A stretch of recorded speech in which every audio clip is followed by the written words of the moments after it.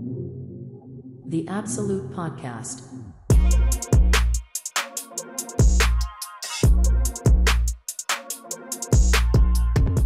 Hello and welcome back to another episode of The Absolute Podcast. I'm your host, Jasmine Templin, online coach, personal trainer, bikini competitive pro. In today's podcast episode, this episode is highly requested. Seriously, I think I've been asked for this episode a million times, and honestly, I've just never really recorded it because I wanted to make sure that the episode itself was, that I felt super ready to I guess, talk about it, and that it had been sufficient time. Anyway, it's been over 3 years, so I've been meaning to record this episode for you guys. So this episode, I should probably tell you what it's about, but you can tell by the title, is weight training after you've had a breast augmentation and surgery and what that recovery is like. Now, in this episode, I don't really want to talk too much about my personal experience per se, even though I've had the surgery done and I don't really want to talk about the surgeon or anything like that. I just want to talk about more so my recovery, so not necessarily the surgery itself, but more so the recovery. So if you guys have any questions around the surgery, sizes, whatever, happy for you to DM me. Otherwise, I'll talk about just the recovery and your training around this. Okay, so I have a lot of experience around surgery and coaching clients. I've coached multiple of dozens and dozens of clients regarding into their breast surgery, not just into their breast surgery, every other surgery you can possibly imagine. I've coached clients on, so I actually love plastic surgery. I'm all for it. Anything that makes you feel better within yourself, by all means, I say go do it. As long as you do your research, I think you're going to be absolutely fine, especially if you're overall pretty healthy individual. You're going to recover pretty quickly. So every surgeon with your recovery is going to recommend slightly different things. And the best advice I can give you is, 1, listen to your surgeon, but 2, also listen to your body. Everyone's body recovers and heals at different rates. The healthier you are, the younger you are, the better you're going to, quote unquote, bounce back. Whereas if you're someone who's super unhealthy, you go have surgery and you're not eating properly and you're not fit and healthy, your body obviously is going to have a harder time to recover. So listen to your surgeon, because every surgeon will say slightly different things. You'd think, breast surgery, they will all tell you have exactly amount of weeks off. No, they actually don't. I've had consults with many different surgeons. I know a lot about it. And then even my clients and all their different surgeons, they'll say all different recovery periods. So for context as well, obviously you can have normal straightforward augmentation, or you can have a lift, and there's all different kinds of lifts that you've had. For me, I've had a straightforward augmentation, and then I actually had a lift on one side. So I know what it's like to have both surgeries, because I had 2 different surgeries, right? I had a lift to one side and then straightforward augmentation on the other, both implants, but straightforward on one and then the lift on the other with full mastopexy, basically is the technical term. I can tell you right now, the full lift hurt a lot more than the straightforward side. If you're getting straightforward augmentation, you're going to be so fine. I feel like I'd do that in a heartbeat. And having the lift is definitely a lot heighter of a feeling and a lot more of a stabbing pain, but obviously I'd still do it all over again. If you're, researching the surgery and you're like, oh, I really want to get it done, but I don't want to take time off the gym, please don't be scared of the pain. At the end of the day, you get given anesthetic, you get given really strong painkillers, and I think you'd be absolutely fine. For me, the pain, it's not painful. The worst part about the entire experience was probably just having to take time off the gym, and then the drive home from the surgery was pretty bad as well. But aside from that, once I got home, I was absolutely fine. I get nauseous really easy. So I felt really nauseous on the way home. I have photos which I've posted before, of just I literally looked like a dead corpse with my lips being super pale and purple. It was not good, just with how but actually, you know what, I take that back. The worst part about the entire surgery process was not eating the day of surgery. I was so hungry, I was dying, and then my surgery wasn't until 2 p.m. So that's a long time to have to wake up and to be fasting and to have no water. All I wanted Like, I literally said to my surgeon, I was like, please just like put me under already. I'm so hungry. I just like want to be able to wake up and eat a meal. So that was actually the best part.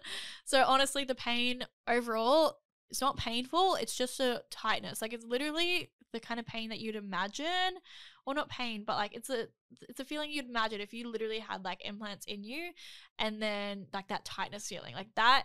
Like, I know it sounds like kind of gross, but like it's a feel, but it's not painful. Like, I don't like it's just not like, I don't know how to tell you, but like don't be scared of that. That's the least of your worries. The actual recovery process isn't too bad. So a lot of people are quite impressed with how quickly I was kind of back at it.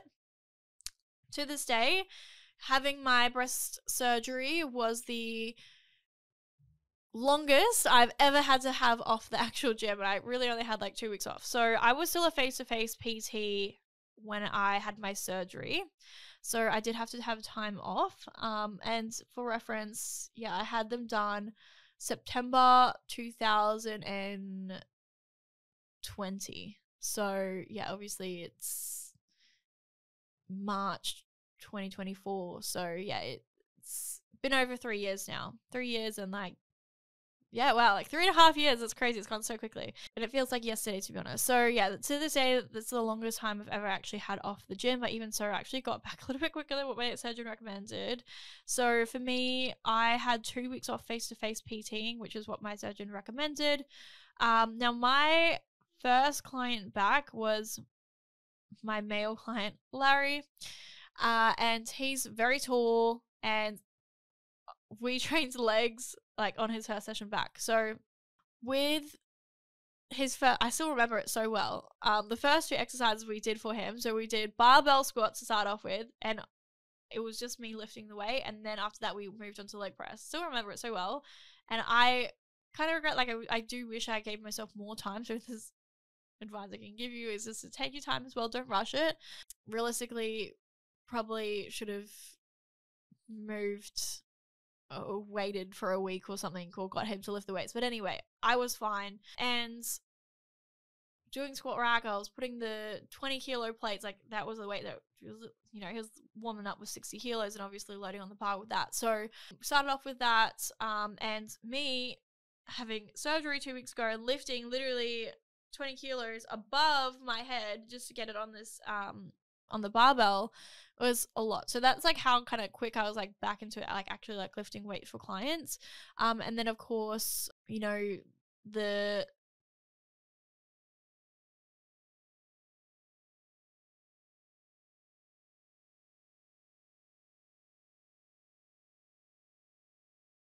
well, when you have really good muscle awareness and how to like pull from like your shoulders and not necessarily your chest, like I think it's a really, if you've been training for a long time and you're an advanced lifter, then you'll know how to do this. So that's what I was just super aware of. But if you don't really have like a great form in the gym, and like your form isn't exceptional, and you don't have like very good awareness of like how to move very particular muscles, maybe don't do that. So yeah, anyway, that was my first client back. I had 2 weeks off face-to-face PT. It was so boring. I still did some online client work because I could do that. And I literally just spent it just like looking at the wall, being sad and missing the gym. At 2.5 weeks, so I was back at the gym working at 2 weeks. At 2.5 weeks, I did my first gym session back. I did light lower body legs. So I was doing like pin load, and I was sore. I was so sore. Literally just doing like super easy body weight walking lunges. I did leg extension, leg curls, like just pin loaded. I did some calves, and I did some like abductions. Literally just did that at 2.5 weeks post-op. And I also did some like ab crunches as well. I think I did like seated bike. But I was also like slowly starting to walk at like a few days post-op as well, just to the end of the street and back, because I was literally going crazy in the house and I don't like to sit still. So that was what I did. And then I waited. So my surgeon said, wait 6 weeks and then you can really go back into the gym. Like that was his recommendation. So I was just doing like some light legs a couple times a week, just super, super easy, listening to my body, not, getting my heart rate up, and still wearing the post-op bra as you should. And then I at 6 weeks, that's when I was like, okay, cool, I can actually train hard now. So that's exactly what I did. So I had exactly 6 weeks post-op. I actually trained with Sean, which is the coach who works underneath me. Him and I had a really hard upper body session, and I was doing lat pull downs. I didn't do any pull-ups, I don't think. But I was doing like stiff arm pull downs. I did shoulder press, dumbbell shoulder press is our first exercise back. So yeah, I had a really like hard session training with Sean, straight up, which once again, take your time. I'm an exception. And then that was great. Then I was back at it. And then at 12 weeks post-op was when my surgeon recommended that you can get back into like, you know, the more extreme sports. You know, that's when you can go skydiving. That's when you can go on roller coasters, and that's when you can start pole dancing. So that's 12-week mark. That's when you kind of cleared to do pretty much everything. I did my first pole session at 11 weeks, and I was going upside down at 11 weeks post-op. So that's when I did that, and it was fine. Once again, still uncomfortable, but not sore, not painful, nothing that I didn't feel safe to do. So that was, for the most part, my recovery. Once again, everyone's surgeon will tell you something slightly different. I've never really seen a surgeon that's given anyone the clearance sooner than what I have trained back. So at the very minimum, you're going to have to be doing like what I kind of did. It does suck. It's a waiting game. But if there's anything I can also tell you and that I would say if you really want to retain your muscle is to increase your calories, because yeah, you might gain a little bit of body fat, but you're going to be retaining muscle, because if you're eating in a deficit and you're not doing any movement at all, then that's a recipe for losing muscle. So you're going to want to keep up your calorie intake and your protein intake. Who cares if you're getting a little bit of body fat? You know how to lose it. And if you don't, come see me. And at least once you're in the gym, then you can retain it. But if you're not training, you're under eating, that's going to be the worst thing you can do, especially when it comes to like actually recovering and healing from surgery. So make sure you're eating enough. So that was basically my recovery overall from my personal standpoint. And then doing things like lat pull downs and overhead stuff was quite uncomfortable. And when I program for a client who, let's just say she finally gets the clearance to go back into the gym and it's her first upper body training sessions, I won't do any overhead type of movements. I won't program any of it to start off with.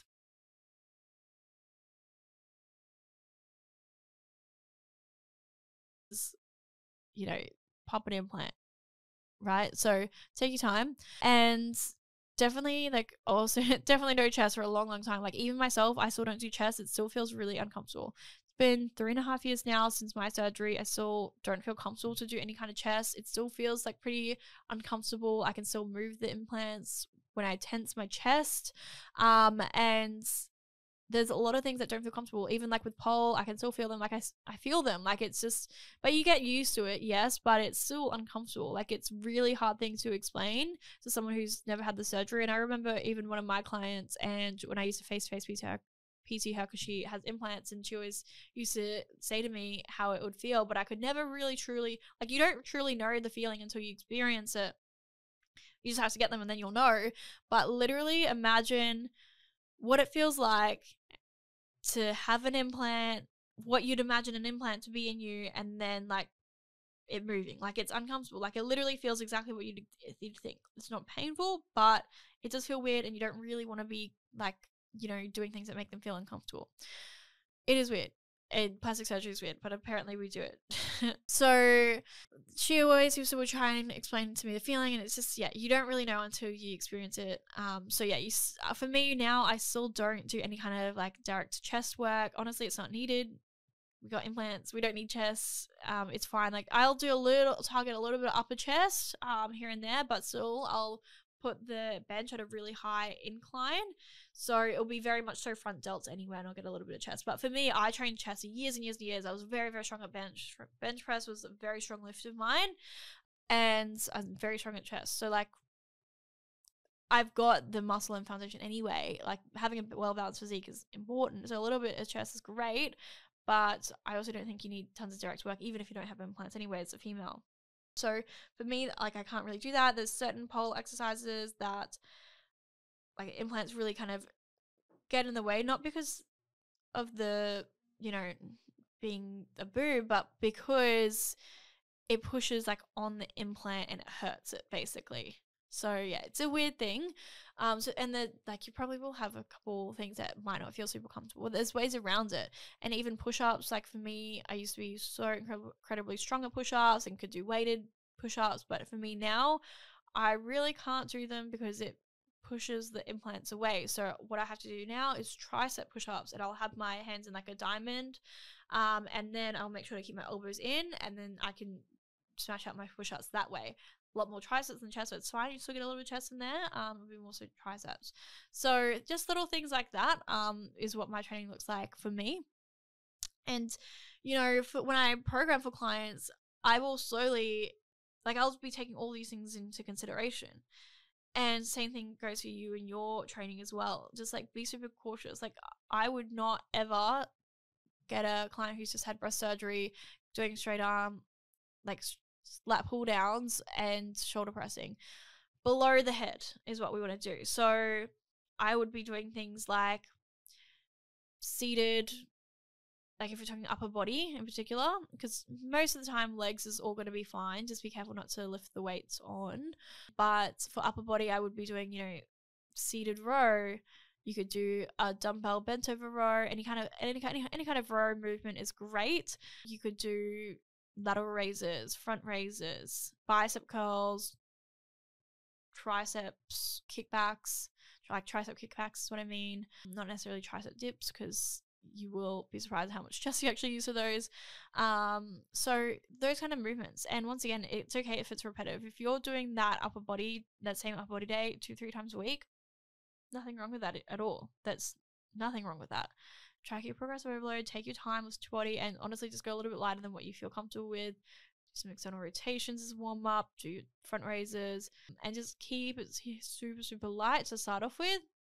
I know it's probably like contradicting because I just told you how like hard I went with my first session back, but only because I felt comfortable to do so, and I only did it within my limits. Like I know firsthand new clients, I've literally PT'd clients with their first session back, and a lot of people will want to PT with their first training session back because if they want to do something like a leg press, they don't want to have to lift the weight. So I'm always there for their first session back as they're getting into surgery, after their surgery. So I see firsthand what most people are comfortable and not comfortable with, and chances are you're probably not going to be comfortable with what I was doing, which was a little bit crazy in hindsight, with how quickly I got back into it. But once again, I know my limits, and I was fine to do so. So don't do anything over the head to start with. And if you're not super comfortable with, or if you're not too super sure, just like play it safe at the end of the day. Light walking as well. Do the seated bike. Don't get your heart rate up until you are around that 6-week mark. And everything's still healing. Everything's still super fresh. Like your nerves are still reconnecting. It's pretty hectic surgery to go through. Like it's like not good by any means, is it? To put in silicone in your body and just try and keep it there. Like your body is like literally in shock, doesn't know what to do. So like give yourself the time. Like it's actually a hectic surgery to go through. I know it's so common, and like every second girl has had breast implants, but like it's actually a crazy thing to have to like go through. So like actually like give yourself the time to be able to recover from something like that, because it's like hectic surgery, really, especially if you've had a lift. Like that is wild. Like if you've ever seen what they go through regarding lift surgery, is wild. Not to mention even if you've had like a fat grafting where they liposuction somewhere out. Like a few of my clients who have had breast surgery, they'll also get fat grafting as well, where they'll take the fat out from say their thighs or their midsection, and they'll get that injected into their breasts. So that's a whole nother thing as well. So it's crazy what we're doing. So give yourself the time and just like acknowledge the fact that it will take time. Like you're having surgery and going under general anesthetic is a crazy thing to do. But that's how I would slowly program everything, and depending on what your surgeon says and gives you the clearance to, is the rate that you can slowly increase by. And then work with your PT as well, because they'll be able to structure your training program if they know. Like if you're fresh out of a surgery and you told your PT that I, just had breast surgery, I want to get back into it. And they program like chess. If you see chess in your program, literally run, because they've given you a cookie cutter program and they haven't listened to your intentions, and maybe they just don't know. But yeah, maybe just tell your PT anyway. Say like, hey, I actually can't do chess, because maybe they don't know. But for me, I know, because obviously I've been through it, been through the surgery, coached many clients, so I'm very understanding that the client cannot do chess and the exercises and limitations that they will have. But ultimately, if you need a training program post-op, come see me and I will help you out with that. But you want to be working pretty closely with them, because your recovery, you'll probably want to run, like, you can run the same one training program for your recovery, but you might want to tweak a few things along the way. So, for example, one of my girls who had her surgery, she was running the same training program for maybe like 3-4 weeks, and then at that point, that's when she kind of hit like the next milestone regarding recovery and how she's feeling. And then at that point, then I started adding in overhead dumbbell shoulder press. Did that for a few weeks, and then okay, lat pull downs, for example. And then by that time, finish that program, bit of a deload into the next program, and that's generally where we can do most things.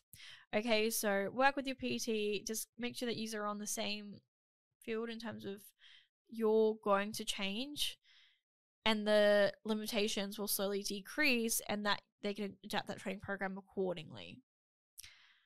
So take your time, give your body the time that it needs.